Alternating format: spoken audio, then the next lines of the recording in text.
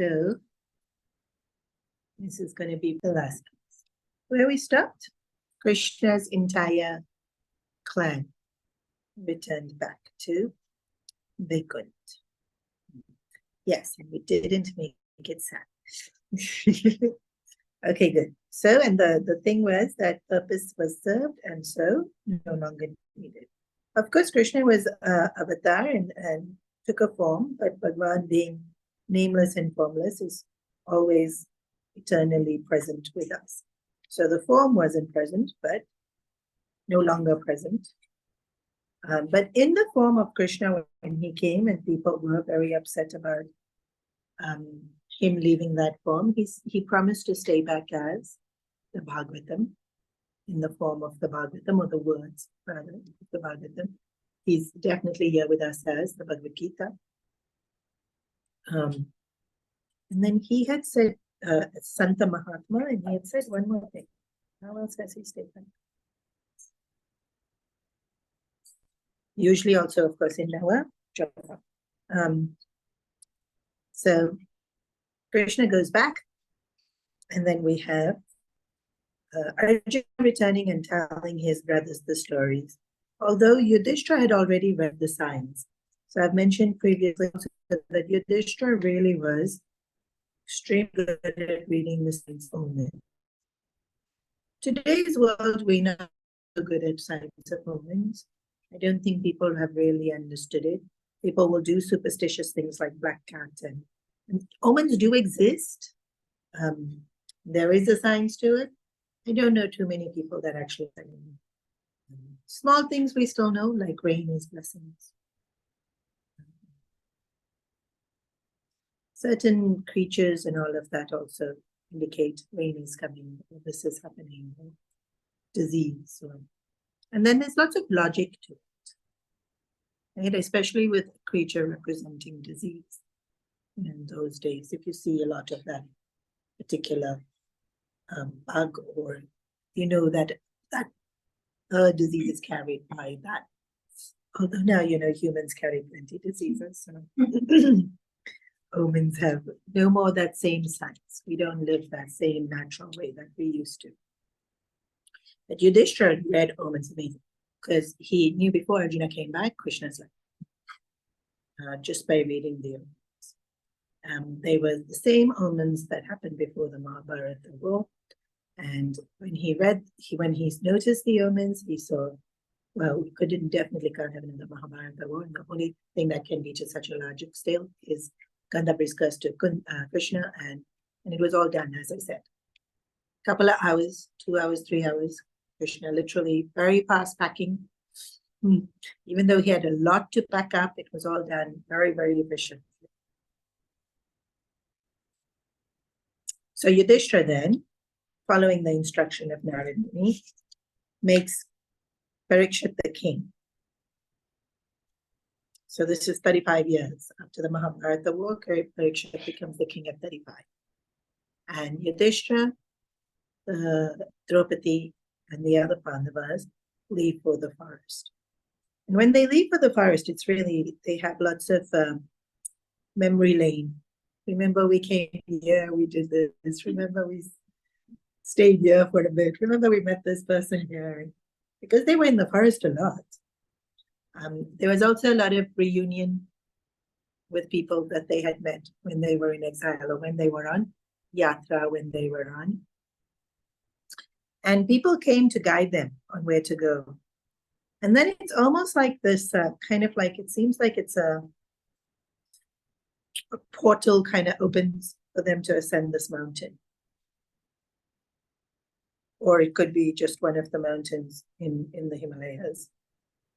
It's called Mount Himavat, where they start climbing. And this whole time, they're all quite happy. It's like they've done what they've meant to do. And they're quite happy. Then as they're walking, and like I said, there's lots of reunions, there's lots of talking, there's lots of literally closing up things, like bowing down to the devatas, returning things as they met them, saying goodbye to the rishis. So it's Agni that leads them to this mountain, and they start climbing this mountain. He gives them the instructions that when you get to the top, you can ascend to heaven from this mountain. And so they're climbing up this mountain to ascend to heaven.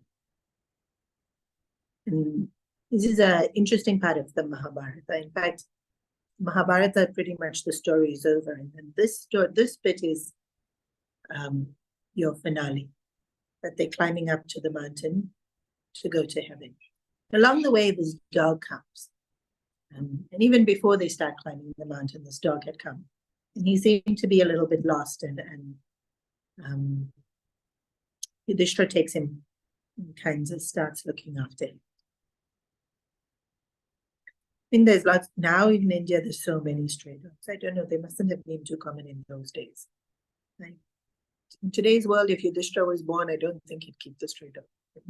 Like, there's just too many. But I think in those days, it was rare for this dog to not have anyone to look after. And also in Yudhishthira's nature. So they're walking up the mountain, and the first person to fall is Draupadi. So as they're walking up, they're not talking much because it's tiring as they're climbing up the mountain. And so they're doing it in silence, and there's this, well, it's almost like everybody's in their own little world. And they're climbing up, and Draupadi falls, and so when we say fall, it's die. They use the word fall, but she falls and dies. And they feel grief. All the 5 Pandavas feel grief, but it's almost like they know that they have to keep walking. Like, this is how we're going to leave this world. We've come here for this. That they know. They know that they're leaving the world. And so they all just keep walking. So Yudhishthira is at the very top. Bhim's following. Arjuna's following Bhim. Nakula and Sahadeva walking behind Bhim. And this is how they were climbing up. Bhim says to Yudhishthira, how did Draupadi fall? And it's almost as though you fall at the point where your punyas finish. And this is true for the 5 of them, 6 of them climbing up the mountain. It's true for us as well.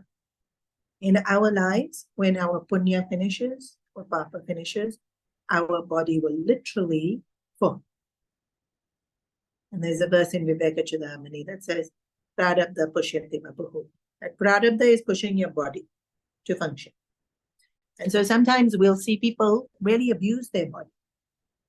Right? Sometimes they have maybe something as simple as not even drinking enough water. But then sometimes people really they don't eat, they haven't slept, and the body is still going. And the doctors will warn, pushing it, this is not good. And medically speaking, it should have already not been good. But why are you standing, because your resilience or whatever. It's your prarabdha. Your karmas are holding your body together, just like how that chariot was being held together by Krishna because it was needed. This body, we have invested in this body. As a jiva, we have invested in this particular body to have this experience. And so the karmas are holding it together until you have the experience. And then once your experience is over, if you've abused it, there'll be lots of illness. So you can't escape that. You can't, actions, consequences, that it will come. Abuse it, there's consequences of that will come. And then, people will even say things like, so-and-so was so healthy. They never smoked, they never drank, and then look, they died so young. But there's no guarantee that you don't die young. Who said you can't die young? Karma is over, body will fall. So, Draupadi's karmas finish. And Bhima is surprised because they haven't reached that high up in the mountain. How come her punya is finished? Shouldn't she's done so much punya. You have to remember that they've reached this mountain And they being able to walk up to heaven, because that's already a lot of punya here. And Draupadi, Krishna came to save her, like, so there's lots of punya. She's definitely experienced a lot of punya. It's interesting how we will judge. That how come? Like, shouldn't it be? Or sometimes even like, when Santa Mahatma gets sick, why did they get sick? Aren't they Santa? Karmas are karmas, and the law will work as per what the law works. And what karmas I'm doing now doesn't negate all the karmas of the past also, right? The past karmas will bear fruit. So Yudhishthira very casually, then this is the most beautiful thing about Yudhishthira, zero judgment. He says it as a statement of fact, not as a reprimand, not as a this was a flaw, not as a, but it was the reason she falls. And he says, even though Draupadi was married to all 5 of us, she loved Arjuna the most. It is her attachment that has made her fall. So attachment's the first thing that makes us fall. Interesting. No wonder the Gita keeps saying drop all attachment. Drop attachment or it's going to drop you. The first person that falls, the flaw is attachment. Her attachment to Arjuna. Not that you ever see it, huh? She acted in such a just way. She definitely treated all of her husbands beautifully. And when she worked as an advocate for, upliftment of women or for the dharma, the culture, there was no trace of favoritism to Arjuna. But even though it's still there in our hearts, and it's there, the attachment's there in our hearts. It's there. And in these Instagram reels, there's these really funny reels which talks about first child, and they show the first child, cleaning the room and packing things away. You've seen these reels?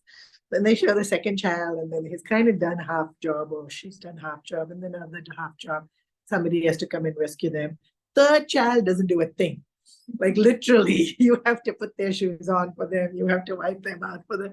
And it's making fun of how drastically different parenting styles are for each child, and how really the personality is almost sometimes shaped. Not always, but sometimes shaped by the order in which. But I can tell, as a teacher, when a kid is sitting in front of me in my class, I can tell baby of the family. I can tell like this. I can tell first child also. Very quickly, I can tell who's the first child.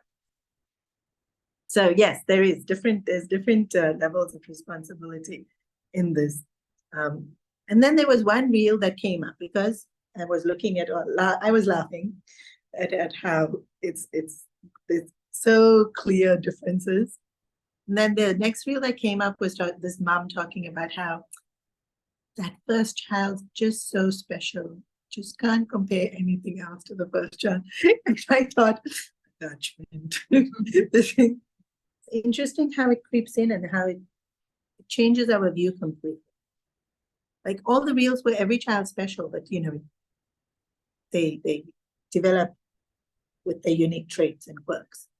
And then suddenly when it's attachment, the narrative changes to, no, this one's special. The feeling of looking at this one special. And I was sitting there thinking, this poor kid's the poor parents' kids who isn't the first child.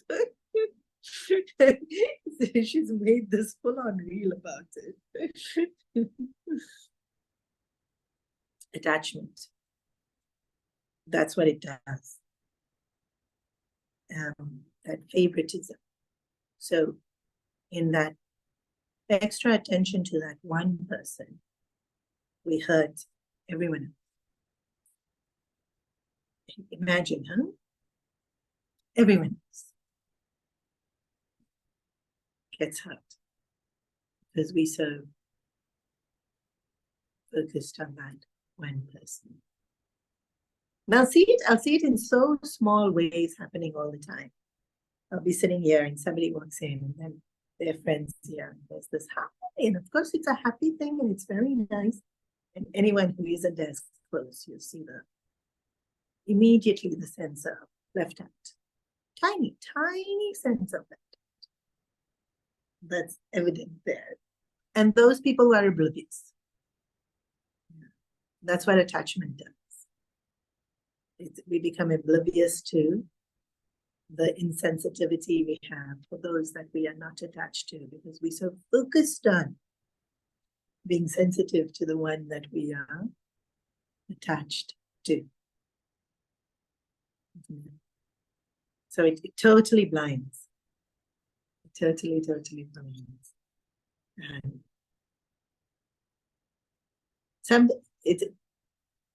to have that presence of mind is interesting.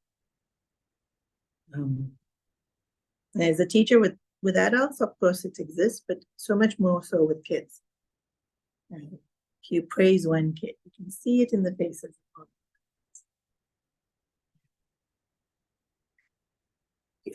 you reprimand one kid also, and there's an interesting expression out of the kids' faces. It's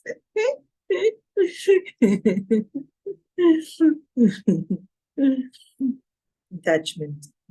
Not that we should be scared to behave or to show affection or to show, as a teacher, whatever discipline, but to have that awareness that it's coming from a space of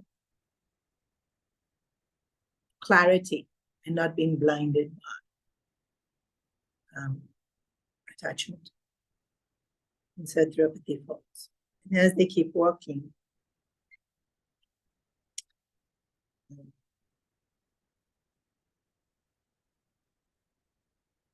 Sahadev falls. So first it was Draupadi, and then Sahadev falls. Once again, Bhima is very surprised. And he looks at Yudhishthira and he says, why? And Yudhishthira says, gifted with knowledge, he always considered himself beyond compare. Basically, Sahadev was proud of his wisdom. Sahadev also was blessed to be able to see the future, right? So there was definitely that extra insight into things. And so, pride. Next one to fall after a small distance is Nakula. One of the reasons Nakula falls is Sahadev and Nakula are twins. And so their connection was a little bit different. I mean, all 5 Pandavas loved each other, but there is that sense of, and so the grief that Sahadev feels when Nakula falls is immense. And so he falls very soon after. And we see that. We see that sometimes when people are very, very closely bonded. They don't want to be around with each other. And definitely with Sahadev and Nakula, you would have seen this sense. So one, they are twins. 2, they're from Madhavi. And even though the other 3 brothers treated them beautifully, Kunti treated them beautifully, I guess there is just that little bit of extra connection with having the same biological mom. And so when Nakula falls, Yudhishthira already knows Bhima is going to ask. And so he says, Nakula was very, very pious, very generous, but he was vain, so proud of his looks. And as I mentioned, when we started the Mahabharata, it was said he was so good looking that they had to hide him from women because they would lose control. I really want to see a picture of him, like that they would lose control. How good looking would he have been? They had to hide him. And this is not even Kali Yuga, where control is lost easily. Like today, like you have to hide whole the population. Don't come out only. Nobody has control.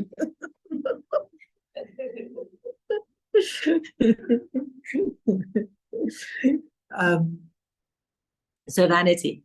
He was proud of his looks. And after some time, a significant amount of time goes, Arjuna falls. When Arjuna falls, Bhima again is really surprised. He was like, why?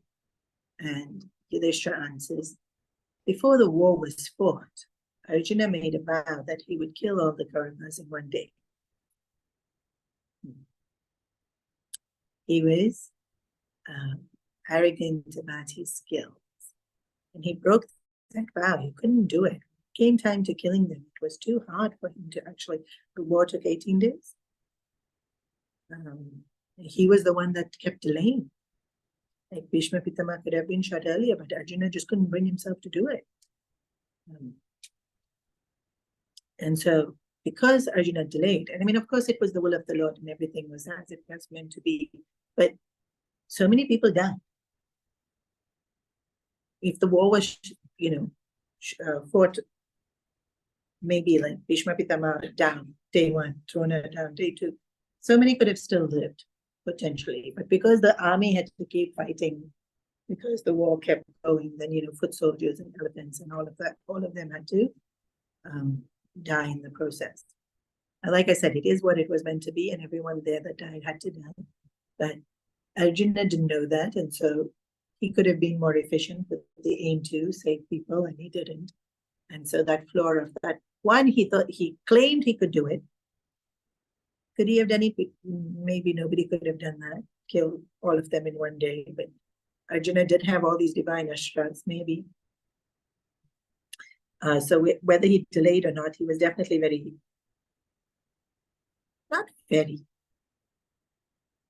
he was your average amount of pride. Proud. Like not excessively proud, because he did have a certain amount of humility because he surrendered to Krishna, right?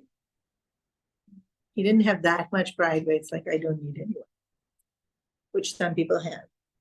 But he definitely thought, I'm pretty cool. He definitely thought that. And in his skill is the reason. But he had even a little bit vanity about his looks.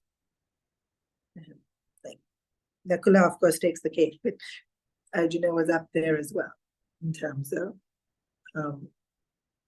like fitting the poster boy image look. Right.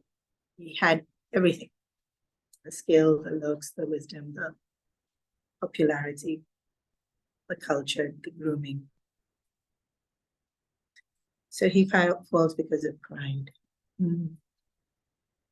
And then Bhim falls. And before Bhim actually dies, he looks at Yudhishthira and says, why Bhim? Why Yudhishthira? Why have I fallen?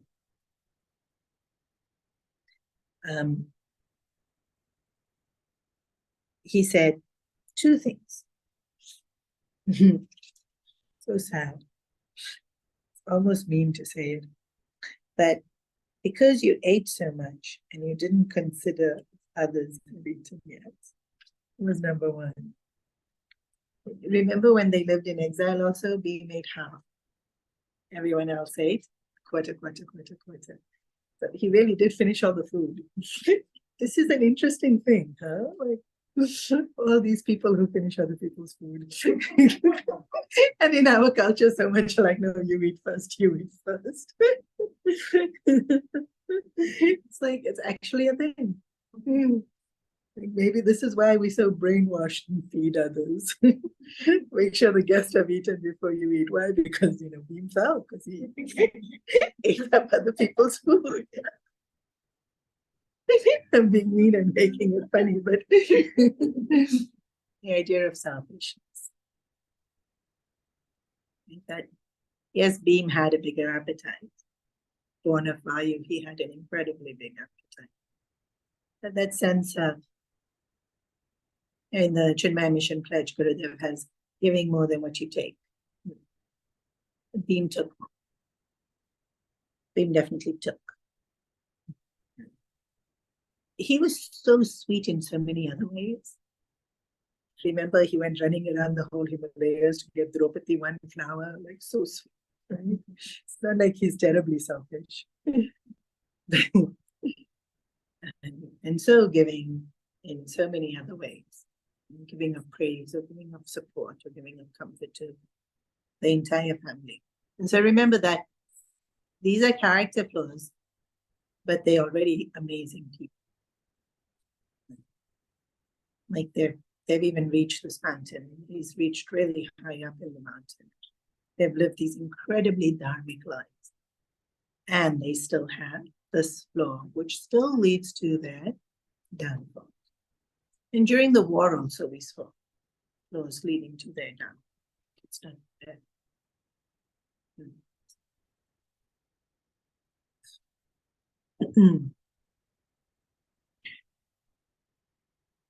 So, the 5 Pandavas, Yudhishthira is still standing. Yudhishthira, of course, gets to the top of the mountain, does not fall. The other 4 fall because of pride of intelligence, pride of looks, pride of strength and skill, ability, pride of, Bhima is the second reason he falls is proud of his strength. He was very, very, very, very strong and he was proud of it. So with Arjuna, it was skill. With Bhima, it was strength. And so, there's that same proverb, what's it? Pride comes before a fall.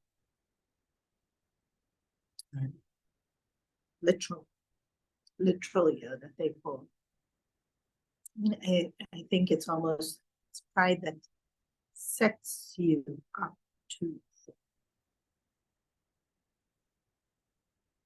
Pride comes before a fall means that if you have pride, you will fall. It's not like an omen of like sometimes this happens. This is like a rule. In terms of Sanatana Dharma and the laws of the universe, first one is desire will lead to more desire, which we know very well. Action leads to more action. And then actions have consequences. Rules. These are rules we know. This is the way it is. Pride will lead to fall. It's a rule. And sometimes you'll see this in small ways, right? Like sometimes somebody will praise themselves, or you've done it too. Like you'll say, I'm so good at it. And then the very next day, one slap on your face. I remember I was with Swamiji one trip somewhere. I won't say the name and place, because then y'all will guess people. No need for that. And she went on about how good this cooking was, and that I will cook for you, Swamiji. So of course she did the next day, and the dish was disaster. Why? Because that whole previous day was, like, I'm such a good cook, and I'll cook for you, and you haven't eaten food like what I cook, Swamiji. And poor thing, she didn't know where to look. But this is what happens, and with anything. Like we say, this I can manage, this is so easy for me. And then, it's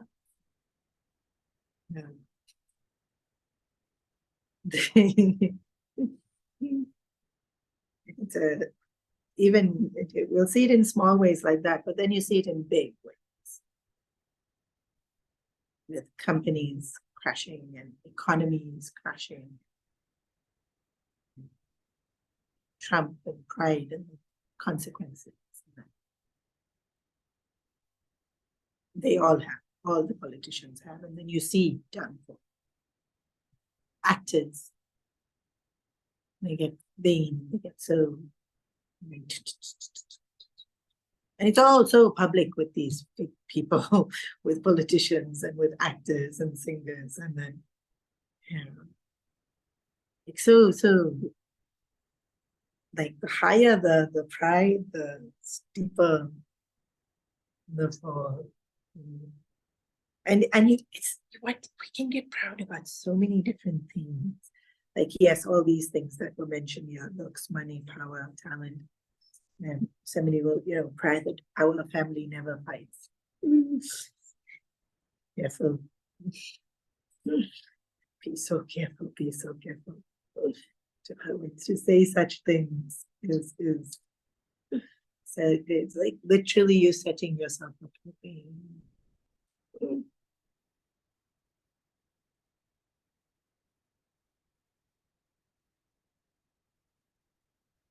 And that's why people will sometimes say, I don't want to say but it's not saying that's the problem. It's the saying, but it's not a problem. Yeah, it's the feeling of pride. So even with the feeling of, so let's say somebody says to me, go take Balbihar class. And I'll look at them and I'll be like, yeah, sure, I can do that. And they're like, you don't know the topic, you don't know the age group here. I'll be fine. And that can be pride. Or there's a sense of understanding of my capacity. That's something I can do. Is very different to, yeah, of course I can do. That's so simple, right? It's a very, and it's not in the same. Like in teasing wise, I can also, be like, of course, give me any kid. But it's the feeling of pride is when we've forgotten the hand of the divine in everything that we do.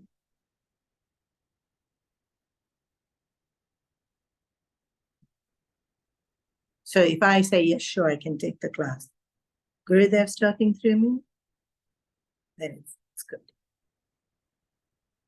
If I think I'm doing it, not good.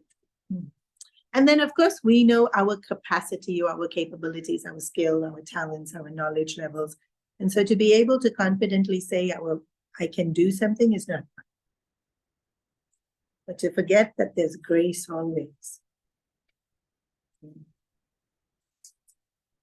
then that's fun. And so the difference is we become careless. As long as we remember grace and divinity, our heart's still filled with gratitude. When we forget grace and divinity and we think I'm capable, we become careless. Something will fill our heart, right?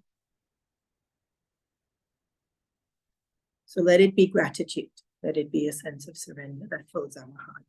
Because otherwise, when pride fills our heart and then carelessness comes in, and then we say such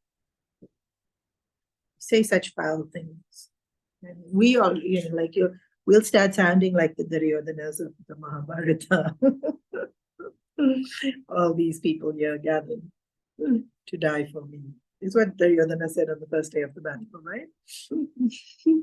Literally, that's what he said. And you sit there thinking, looking at him, thinking, how can anyone say that? And he said it. And then when pride creeps in, that's how we talk. We say such foolish things, such arrogant things. So many flaws we've seen through the Mahabharata with each personality. And we saw jealousy, we saw attachment, we saw vanity, we saw greed.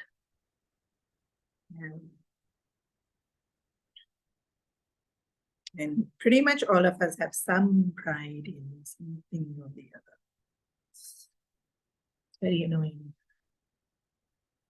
Why do we all have pride? Why am I guaranteeing it? Because it's the nature of the ego. Definition of ego. Let's see how good you are. Come on. Why? Not even one of you. Yeah, sense of separateness. A sense of separateness that makes me the individuality. Plus, this me is better than who? All of you, of course.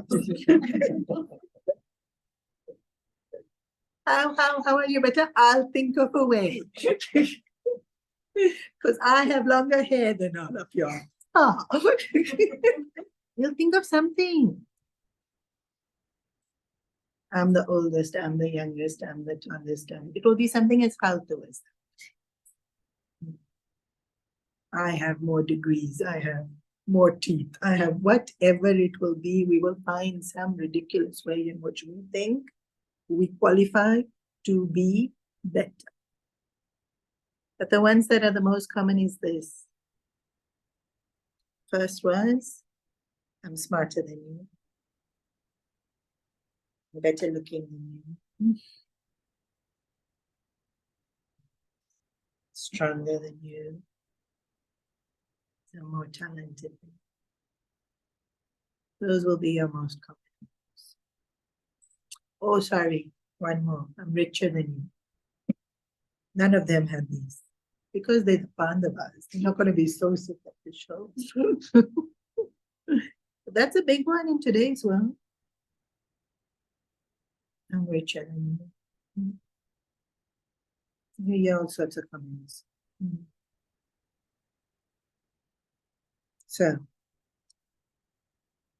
the nature of the ego is to be proud. Problematic. This is a very genuine problem. Nature is of water to be wet, nature of fire to be hot. Nature of ego, to be proud. Pride is downfall.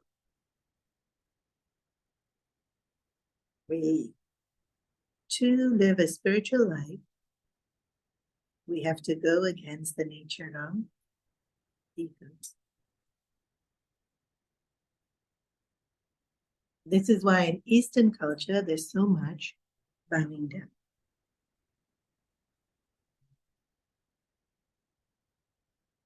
Western culture, it's not there as much. They had other things they did traditionally, and then we got urbanized, and a lot of it got forgotten. And I'm not very familiar with it. But in Eastern culture, the tradition was, why? Because the very nature of ego is pride. Then we can be proud about that too. See how nicely I bow down. It's true. You know, in the mandirs, when you go different parts of India, do namaskar in different ways. Of course, there's shashtang, dandavat pranam. You have to fall like a stick. Dandavat means stick. You have to fall. That's how you're supposed to do pranams. Fall. And they do shashtang. Yeah. And then in I think it's Kannada, they bow, then they get up, then they bow, then they get up, and they bow until the guru or whoever it is they're bowing down to says to them, you know, yeah, okay, enough. Yeah. So sometimes Gurudev used to be cheeky and he used to sit and count 1, 2, especially when it was kids, right? If it's an elderly person, of course, you don't do that. Because they've had such a great sense of humor. And until Gurudev says, like, you know, blessed, they're supposed to keep bowing. So he would sit there and count.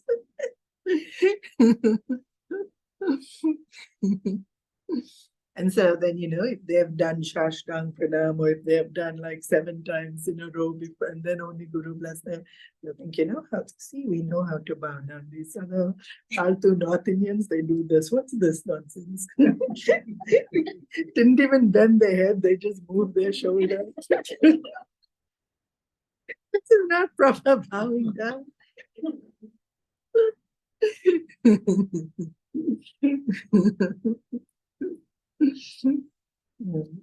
And it's really, really interesting. Because when I joined the ashram, I would bow down and look up. And then it would, you know, whether I was looked at or not looked at, acknowledged, not acknowledged, it didn't matter. I had to bow down. It was bowing down was done for me. It wasn't being done for, this was what I understood and learned. And then now that I'm on this side of the bowing down, have to look at the person. People want to be acknowledged that they have done. So it's not a joke. Pride will creep in there also. Did you see I bowed? You should know I bowed. You should acknowledge me, is that sense of right, that comes in. Whereas, why? Isn't bowing down for me? And aren't I bowing down to divinity? So then, why? So it's really the nature of the ego. Like it sneaks into everything. It's so annoying that this pride sneaks into bowing down also. Sneaks into having friends, it sneaks into family, it sneaks into work. If I do yoga, it sneaks into yoga. Can't do anything without this pride sneaking in. Because it's nature of ego. Which means so much we have to remind ourselves. This is my downfall. If I build down pride, I will fall harder. Anyway, it's there. Anyway, it's going to cause fall. It's already there. And we do, right? We'll make promises that we can't keep, or we'll bite more than we can chew, or unknowingly we do it. And if we build up pride, then it's going to be even worse. So this is really, really, really. Every time you bow down from now onwards, remember, just stay down. Why? Because then you can't fall. But the staying down is not physical. When we bow down, the idea is this pride and putting it down. Don't pick it up again, even though it's nature of the ego to pick up. So leave it down. That's why we bow so much in the Eastern traditions, right? Every morning bow, every night bow. Why? Because it sneaks back up so quickly. It sneaks into everything. Nature of ego is to feel I am better. And remember, the reason I feel I'm better is nothing very valid or significant. It will be hairstyle, dress sense, it will be. And then interestingly, the ones who are like, child prodigy and can sing 7 ragas at the age of 6, it's like, you're not even 7 yet. Why are you singing 7 ragas? They're busy playing, having a ball, and everyone's saying, you're so great. And they're like, okay. Very often. I mean, people do get proud of having talents as well, but not necessarily. They can be exceptional at something and then be so humble about it. And we can be so unexceptional and be so proud about it. Right? It's really, really an interesting quality. So, Yudhishthira is now at the top of the mountain, and Indra Devata comes to greet him and says, Yudhishthira, of course you have reached the top of the mountain. There's just no vice in you. You're looking like you don't believe it. Yeah, he didn't.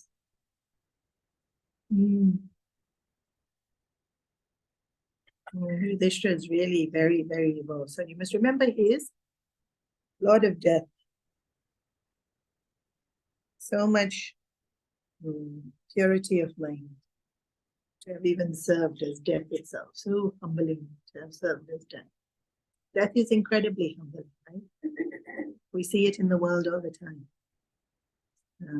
Death also gives us great perspective and priority. Yudhishthira is Yamraja's Amsha. So he says, so you can enter this chariot and we will take you up to the heavens. And then Yudhishthira ushers the dog into the chariot, and Indra says, no, you cannot take the dog. Dogs are not allowed into heaven. It's going to be an outrage. Mahabharata is going to be boycotted by all these people because they're so besotted with their dogs in today's world. Dogs are not allowed into heaven. They're not. Why? Because humans, dogs will be born again into some other body. We'll also be born again into some other body, but in human birth, you get the consequences of your actions. And since you get the consequences of your actions, you go to heaven or hell. Dogs don't get consequences of their actions. So they go straight into their next birth. There's no prejudice here. But dogs don't go to heaven. Or any animal for that matter. Because in any animal birth, there's no consequence of action. I don't know why Christians say it, but that's the logic of the scriptures. Because every birth you're supposed to use up the karma. So when they take animal birth, it was to use up that specific karma. So it's gone to our next birth. Whereas we've incurred karma. So we have to spend it. And so we go to heaven or hell. So then Yudhishthira says, so then I'll sit here on this mountain and I'll wait. Because he has been loyal and come with me. And I have taken a vow never to turn my back on somebody who needs me. And so Indra is like, no, come on, you've come this far, you've lived this life, it's done now, don't, for this small thing, don't be petty, da, da, da, da. Lots of persuasion between Indra back and forth. And then Yudhishthira is very firm. Once Yudhishthira knows what's right, it's right, he is not going to budge from it, right? So he said, no, if the dog's not going up to heaven, then I'll stay here till the dog needs me. And when he's no longer needing me, I'll come with you to heaven. So I'll call you when that's done, so you can get me. And basically, Yudhishthira is not going to leave the dog. And just at that point, when Indra was like, trust you, Yudhishthira, to always do the right thing, the dog turns into Yamraj, Yudhishthira's father. And Yamraj tells Yudhishthira that once earlier too, I tested you at the lake. So remember the lake where they drank the water? That time he asked all these questions and Yudhishthira answered correctly. And he said, this time I was testing your actions. And so even you were perfect in theory, but you have been perfect even in practicing what you know to be correct. And so now that Yamraj is no longer a dog, Yudhishthira can happily go into the chariot and goes up to heaven. So he thinks. So when he enters heaven, the first person he sees is Duryodhana.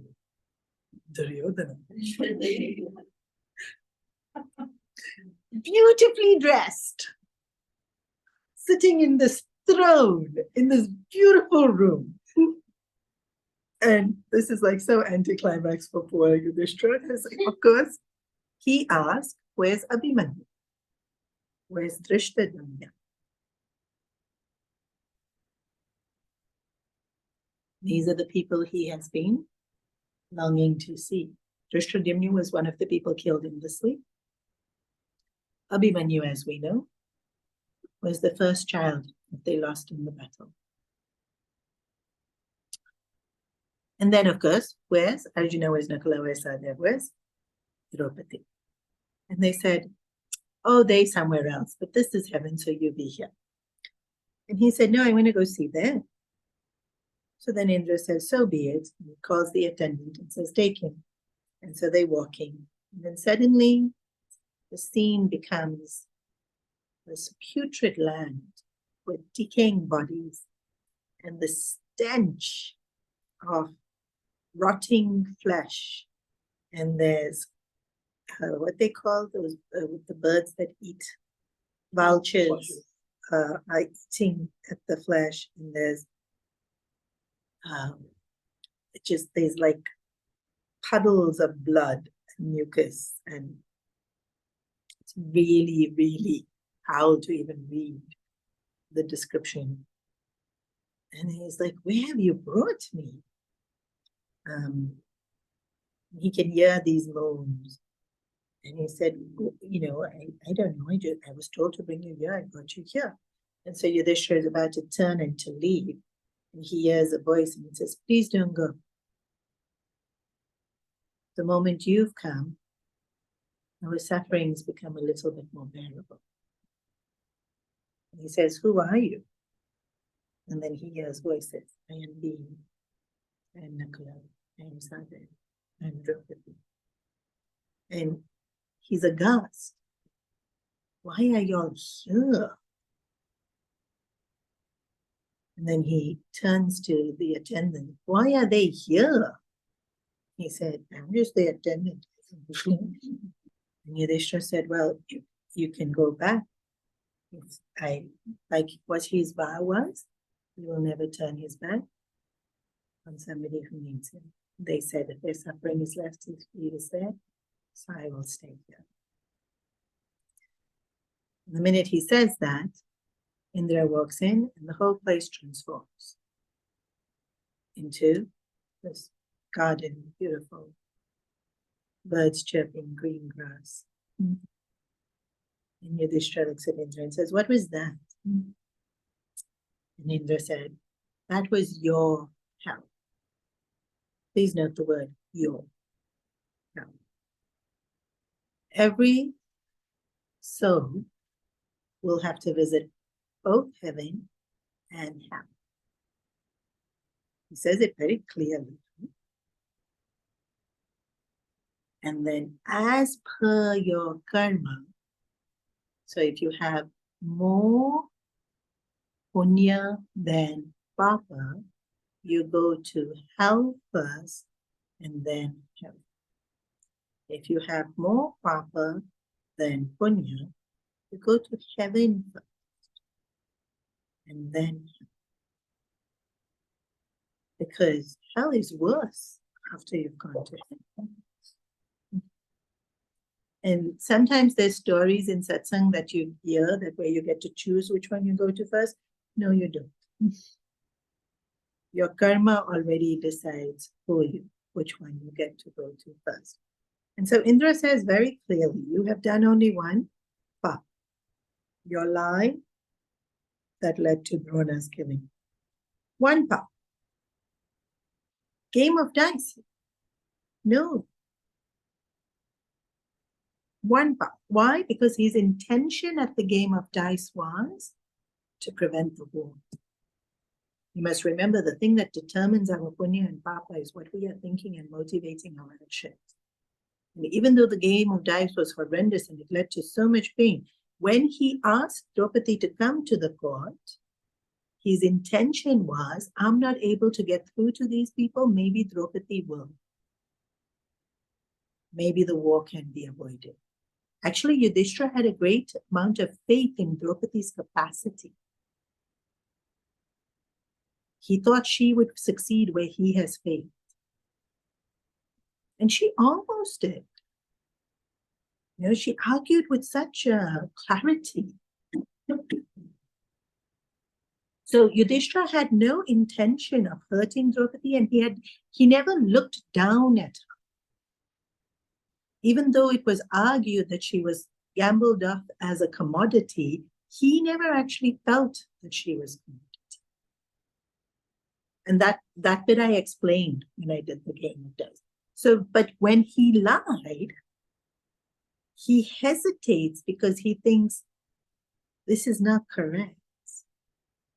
He himself knows and isn't happy doing it. Krishna said so, he did it, but he hesitated.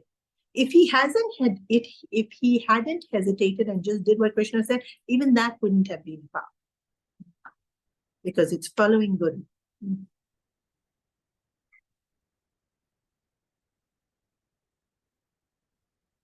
So interesting.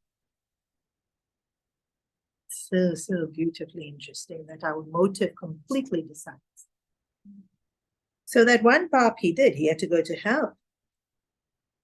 And what is hell for Yudhishthira? The suffering of his loved ones. Had they put him in a boiling pot of oil, nothing, Yudhishthira wouldn't have been hell for Yudhishthira. Try to make Yudhishthira feel jealous, little bit he got annoyed seeing Duryodhana. But he got annoyed because Duryodhana was there and his loved ones were here. If just Duryodhana was in heaven, that would have been fine. You know what's really interesting about this is how tailor-made hell is. We think there's one generic hell. No, it's completely tailor-made.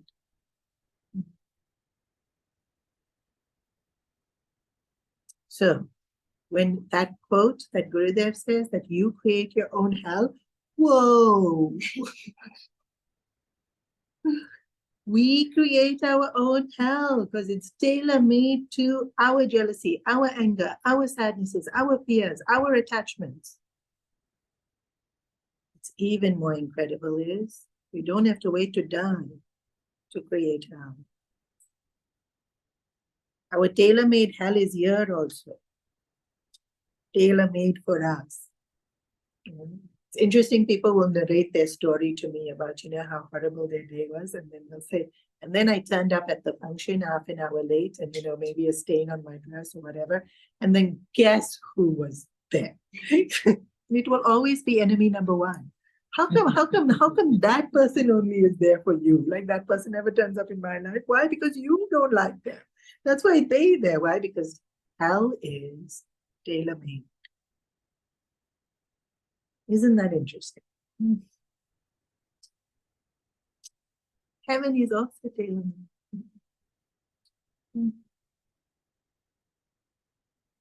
Both are tailor-made. That's why we don't have just one heaven. Like if you read, description of heaven of, you never age, you never get sick, like it's so boring. I don't want to go to this heaven. Just eating, drinking, and socializing the whole time, please. Sounding like hell to me. It's tailor-made. What's heaven for us is tailor-made. Given this example of Guruji loves classical music, and when I traveled with Guruji, it would be classical music concert after classical music concert after classical music, and Guruji would be sitting there going, ah. I'd be sitting there thinking, when is it going to end? So tailor-made. Guruji was in heaven.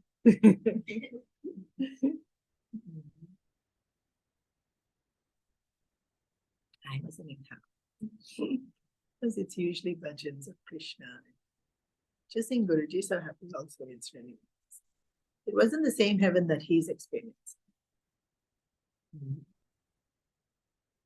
So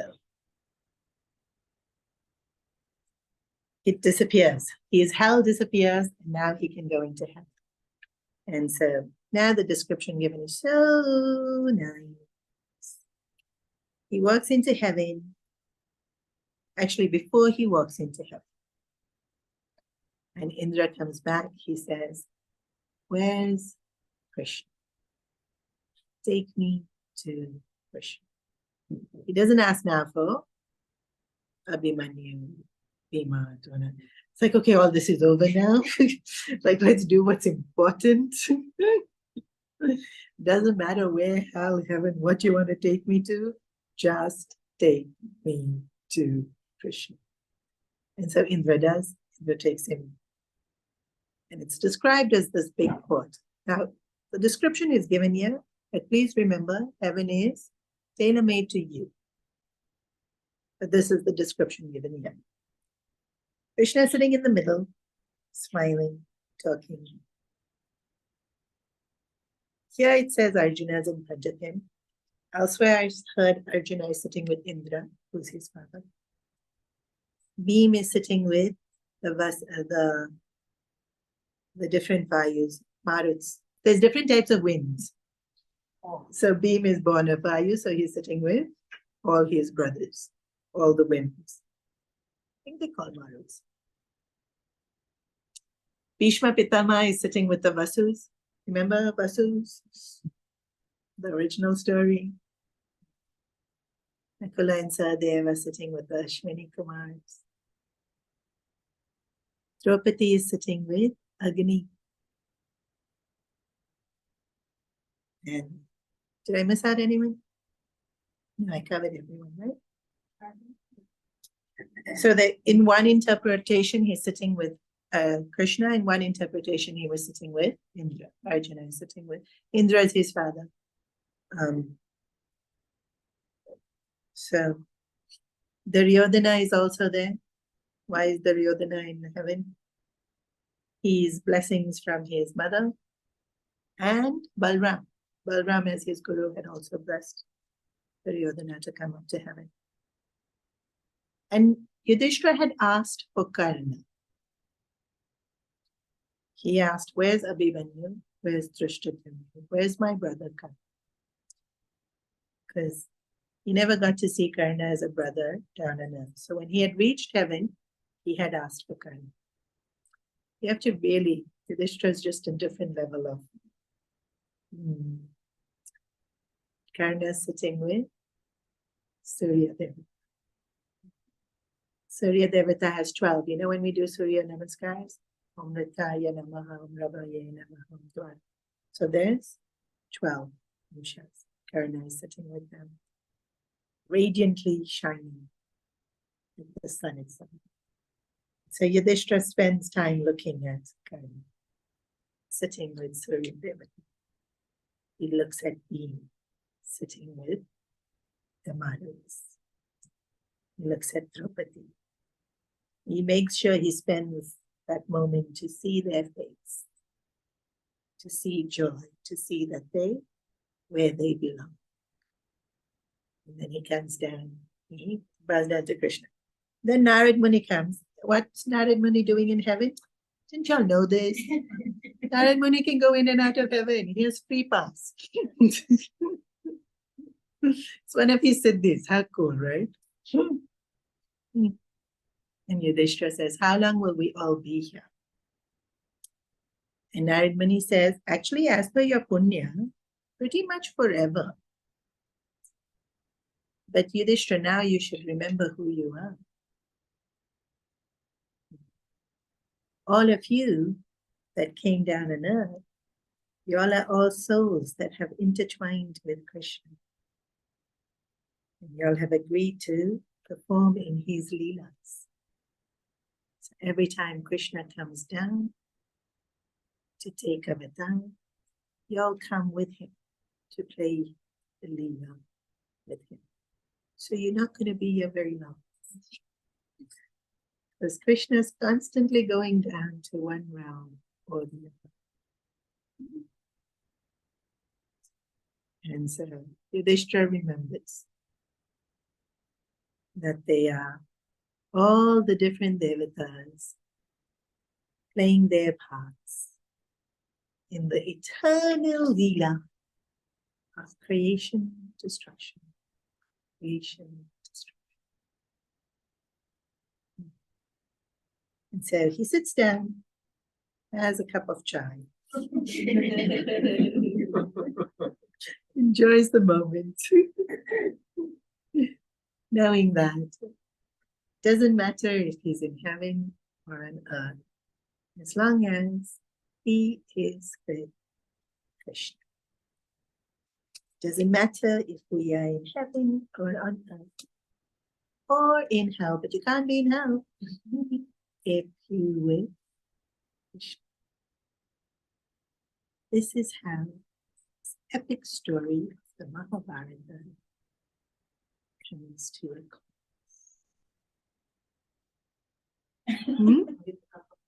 With a cup of chai. Well, probably Amrit actually. I mean, they in heaven. He was probably drinking. Right? No. Amrit. No, it ends with Yudhishthira bowing down to Krishna. That's how it ends. Any questions? Also, Rick, could you have her? You are born because you have karmas. We already knew this. Okay, I'm getting there. So we come with our punya and papa, but then we go back to heaven because of that? So we come on earth because of our punya papa, correct.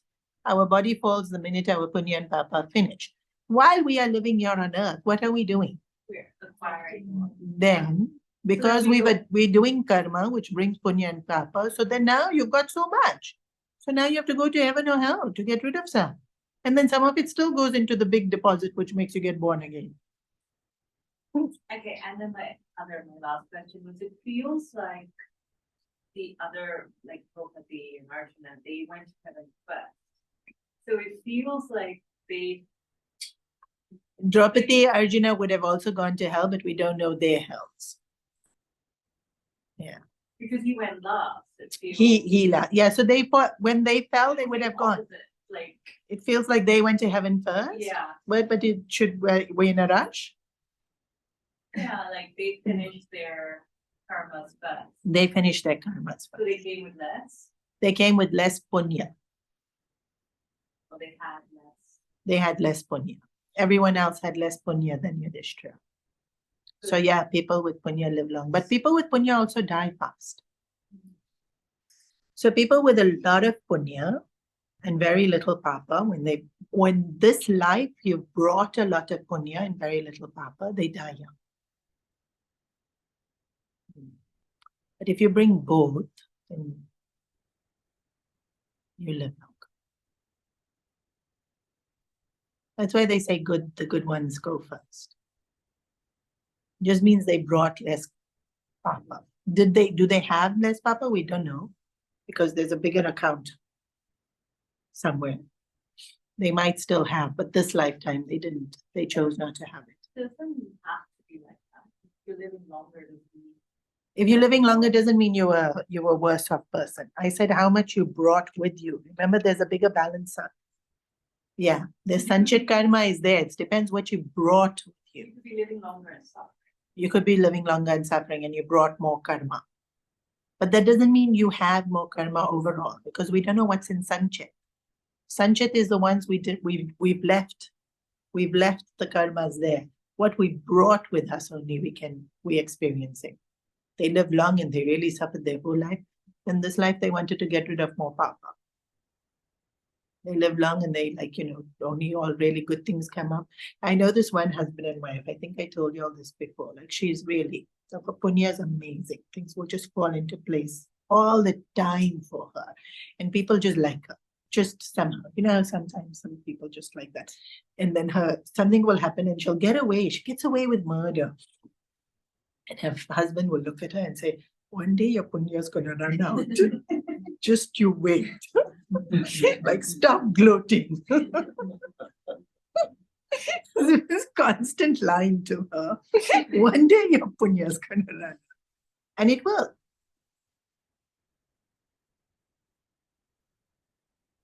It might run out and then you have to deal with only papa, or it might run out and you're done. But whatever you brought has to get finished. That's the prarabdha. Yeah, but it doesn't mean anything. If somebody is suffering a lot this life, doesn't mean that they were so horrendous and wretched that they only have to suffer this life.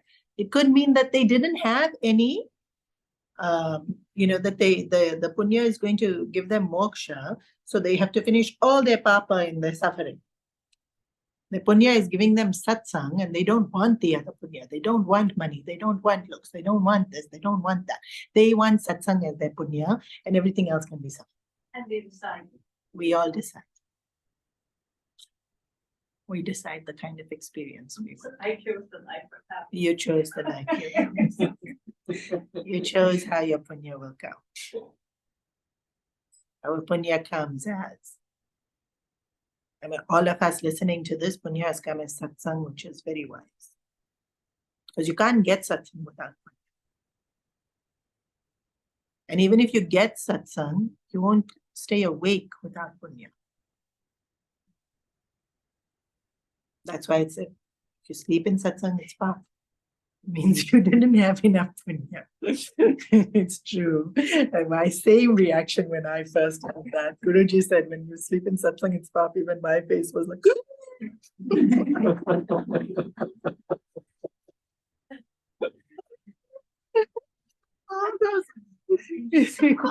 you're not absorbing anything subconscious. If you're absorbing subconscious, next life it will be punya. This life, no, it's never better not to come to satsang. It's better to come to satsang and acquire path.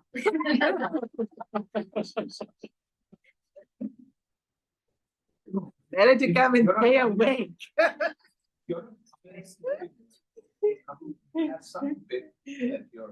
That's right. It's saying that because the pap is there, you fell asleep. But also it's inferring. Well, and like I said, so much is intention. If there's the intention of, I want to stay awake, I want to learn, I want to. And sometimes it's like, her voice is such a nice lullaby. People actually listen to me to fall asleep. Go to a subconscious. Yeah, I don't know if it goes into subconscious. It's okay. It's I get punya.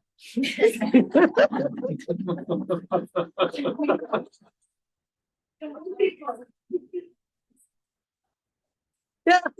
If somebody gets good sleep listening to my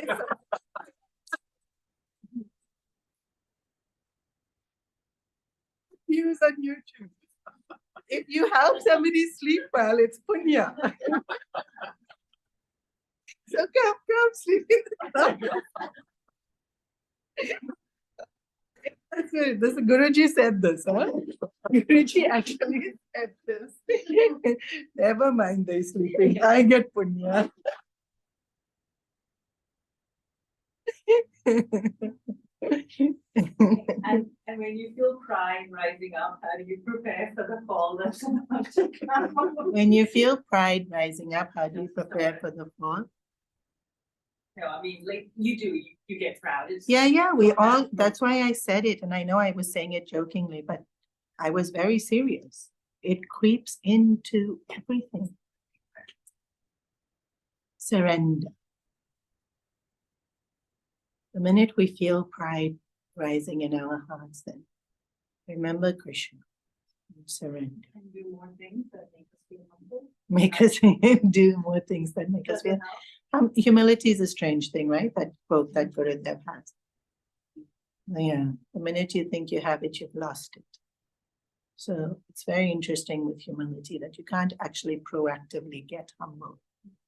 You can proactively have courage, you can proactively be compassionate, you can proactively forgive, but you can't proactively be humble. It just, that sense of reverence. Stay in that sense of reverence, stay in the sense of gratitude. Mm-hmm.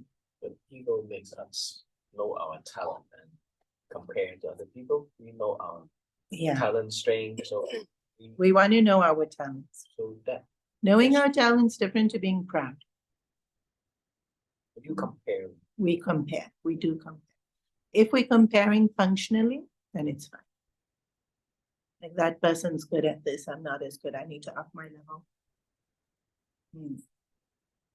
Or find something else that I can do, which is more niche, like in the business, right? If you're needing to. If we compare and think, I'm way better than him, then problem. That also can help us to find our dharma. So what we should be like a warrior, because he's very skilled. Yeah, if it helps us to improve, it's good. Comparing, if it helps us to improve, it's good. It helps us.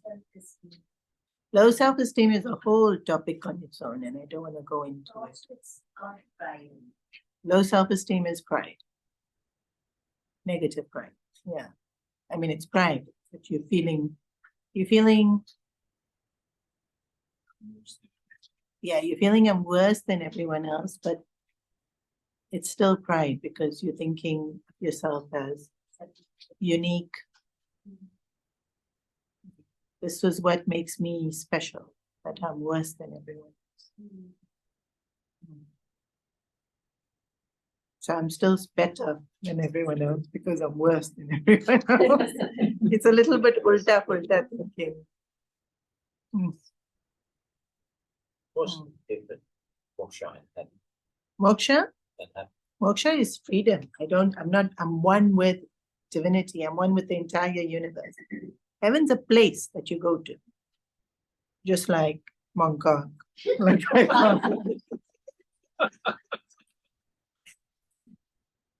it's a place. These are suburbs in Hong Kong for all of you people who are listening. It's a particular destination. It's an experience. And now even with fine dining, it's an experience. Flying in that room in an airplane experience. Go do your hair. It's an experience. Heaven is an experience. You're not one with the universe. You're still you in heaven, having experience. So Moksha, you're one with the universe. There's no more you. no more heaven. No more. Well, you everything. There's heaven and hell, but you are everything. There's no more individual. It's the drop of water becoming the whole ocean. That's moksha. Heaven is the drop of water going to somewhere. Not evaporate. No, going Yeah. somewhere. Having an experience. Heaven, you're still there. Jiva is still very much intact in heaven. What about the parents? What do they? So. What about the parents? Vidur got moksha. Who else you said?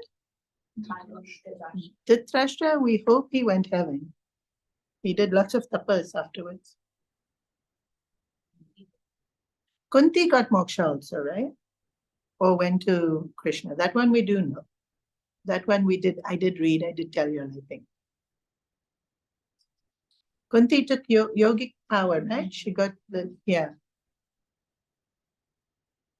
Kunti asked for Krishna and Krishna alone. Kunti didn't ask for heaven. She asked for suffering. So that she could stay close to Krishna. Kunti we know, Vidur we know. Sanjaya also, I think we know that he went to heaven. I think we know. I think that I'm not 100% sure, but after the amount of, they did 15 years tapas. Hopefully that's enough to go to heaven. But it's very clear that we go to both. Jivas go to both hell and heaven. Brace yourselves. Although a lot of the hell can be here, huh? Our experiences here can count as hell. And please, no self-created.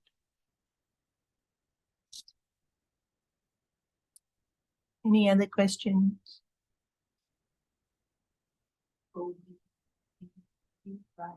And isn't there a certain amount of there when you feel a separation? Isn't feeling pride itself a hell? We think we're happy when we're feeling proud, but actually we're in hell. Correct. When we're feeling proud, we're in hell. When we're feeling love, we're in hell.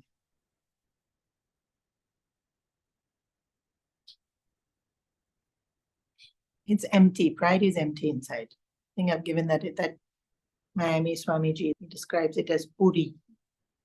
Poof. Lots of hot air inside. Very big and round, but inside is empty. That's pride. Love that example.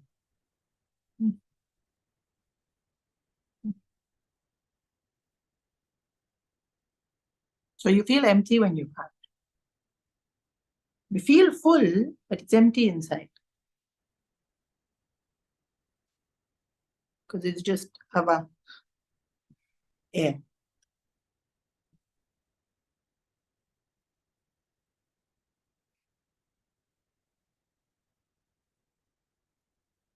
It's become the Leela team owners. Yudhishthira became The team of Leela. yeah, Krishna. yeah. They don't Yudhishthira get is, moksha. no, he chose to hang out with Krishna. In Bhakti Shastra, some jivas choose to not get moksha and stay doing leelas with Krishna. Even some saints and sages choose not to get moksha and stay playing the leela. Change their mind to something they like. That's not Leela now, I'm ready. I'm sure they can change their mind at some point. That's not mentioned.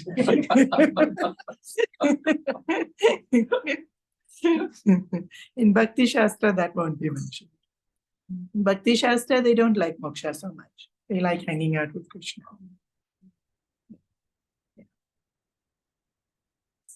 Some of them came as trees just to. Yeah, to play the leela, some of them came as trees. Correct. Bhakti Shastra, they don't want to get moksha.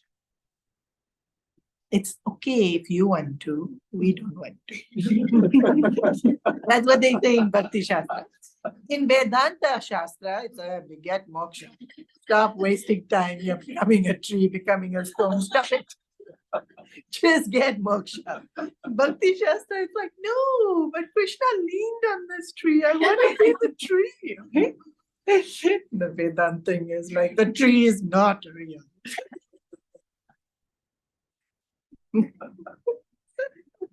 So you decide which one you want. You want to hang with Krishna, Bhakti Shastra? Power. You want moksha, Vedanta Shastra, power. Both are good. I have my own personal bias, which I will not impose on you all. Yudhishthira went to hell first. Yudhishthira went to hell for 2 minutes. I didn't specify the time, but Indra tells him that was just 2 minutes. He says it felt like 2 years, or 2 months, maybe 2 years. It's too long. So his goal was basically seeing his family suffer, and so you can't say his name. Yeah, Duryodhana. That's his hell. That was the Yudhishthira's. Actually, it was the injustice that was Yudhishthira's hell. Because Yudhishthira valued dharma so much, to see injustice was Yudhishthira's hell. It wasn't even his attachment to his family that made it hell. It was the injustice. Duryodhana didn't deserve heaven. My family didn't deserve hell. So this is injustice. That is his hell. For somebody like who had attachment, my family shouldn't suffer for stuff is the hell. But with Yudhishthira, it wasn't attachment. It was injustice. That's why I said tailor-made. Tailor-made, tailor-made. Your hell also tailor-made. You have to know a person so well to know their hell. Well, that's what we do, right? No, but we do that. We know each other so well, and then we'll poke where it hurts. Don't we? We also tailor-make each other's hell because we know each other so well.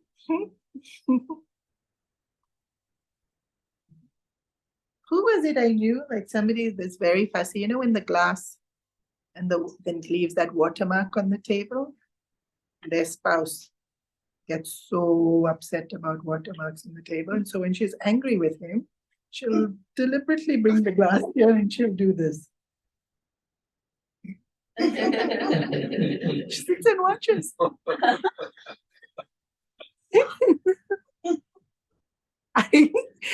Joy of watching married couples marriage too.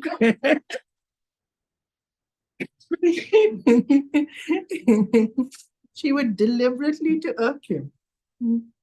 We do it all the time. So when you feeling better, When someone up there is tailor making it for us. we only made the tailor-made our house, not somebody up there is tailor-making it. With our flaws and attachments, we've created it.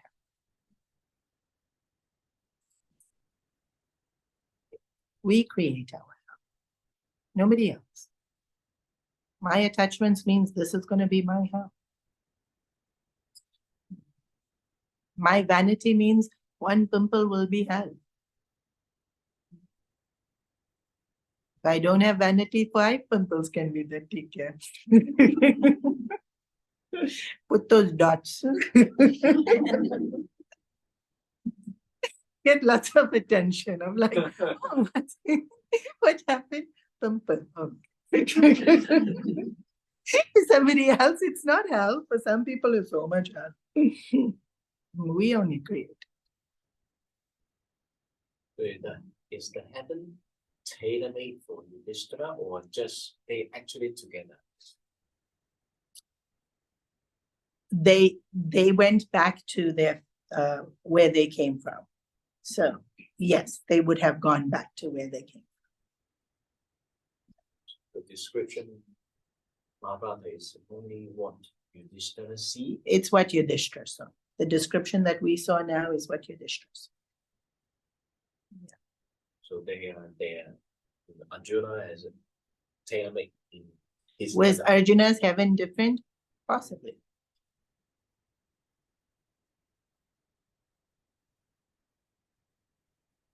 That's clear that it's tailor-made. Okay, I think time's up. Yeah.